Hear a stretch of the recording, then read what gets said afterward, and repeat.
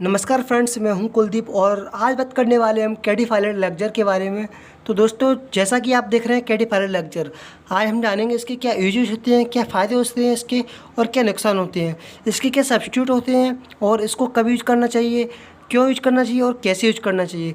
आज इसकी सारी इन्फॉर्मेशन मैं आपको इस वीडियो में देखते देने वाला हूं। तो दोस्तों, वीडियो को पूरा देखिए ताकि आपको मिल सके इसके बारे में पूरी जानकारी। दोस्तों, वीडियो को पूरा देखते रहिए और हमारे चैनल को सब्सक्राइब कर दीजिए ताकि आप जान सकें इसके बारे में पूरी नॉलेज।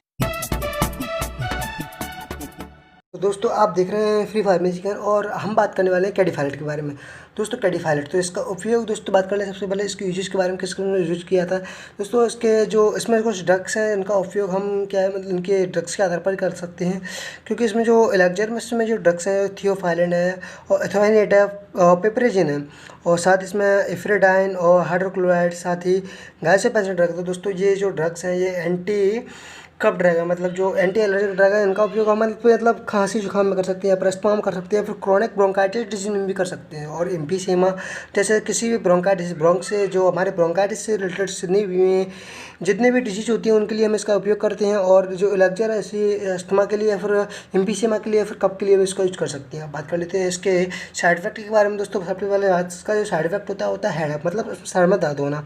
साथ ही बात कर लेते हैं इसके सेकंड साइड इफेक्ट के बारे में, तो नोसिया, मतलब नोसिया हो जाता है या फिर वॉमिटिंग हो जाती है और जो हमारा स्टोमक है वो अपसेट हो जाता है या फिर जो हमारी जो हार्ट रेट है वो इंक्रीज हो जाती है। तो दोस्तों, जो इसके कंपोजिशन के आधार पर मैंने इसके साइड इफेक्ट भी बता दिए हैं। और अब बात करते हैं इसके सेफ्टी एडवाइस के बारे में। तो दोस्तों, सेफ्टी एडवाइस के बारे में बात कर लेते हैं अब। तो दोस्तों, सबसे पहला सेफ्टी एडवाइस है अल्कोहल, मतलब अल्कोहल से आपको क्या करना है, जब आपने अल्कोहल लिया है तो तुरंत उसके बाद आपको यह नहीं लेना है।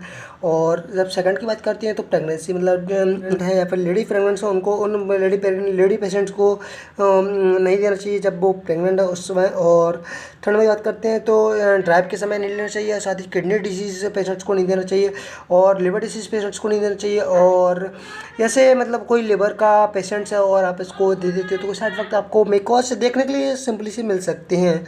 और किडनी डिजीज़ वाले पेशेंट्स को आप नहीं दे सकते। यदि वो किडनी का पेशेंट्स और किडनी की मेडिसिन ले रहा है तो आप उस दौरान आप कैडी फाइलेट जो एलेक्जर है उसको नहीं दे सकती हो, बिकॉज कुछ ऐसे कंपोजिशन हैं जो उनके मिक्सर ब्रांड से बन सकते हैं और कुछ उनका साइड इफेक्ट है, अलग ही साइड इफेक्ट को अपना शो कर सकते हैं। और अब बात कर लेते हैं इसके जनरल इन्फॉर्मेशन के बारे में। तो मैंने आपको बता ही दिया है कैडी फाइलेट एलेक्जर है, एक एलेक्जर फॉर्म में निकलता है, एक सिरप नहीं है एलेक्जर फॉर्म में, बट उनका जो कंपेरिजन है उन हम सिरप से कर सकते हैं।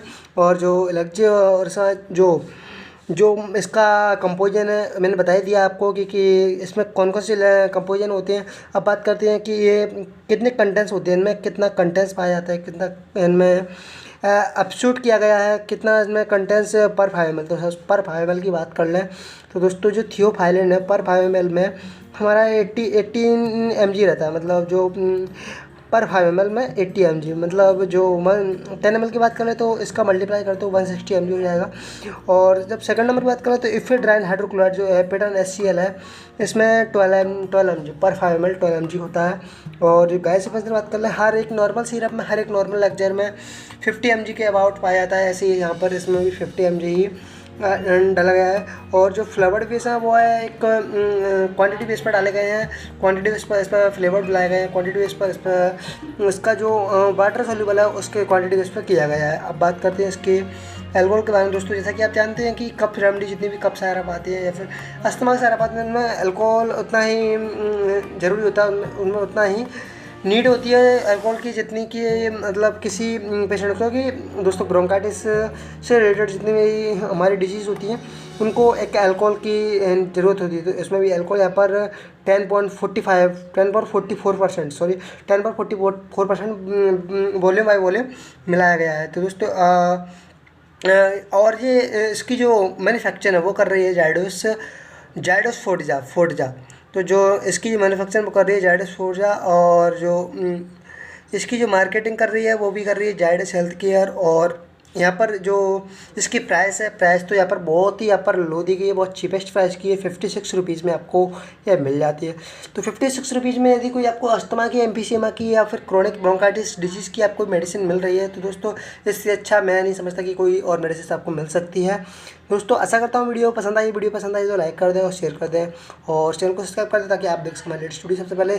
तो दोस्तों वीडियो देखने के लिए धन्यवाद।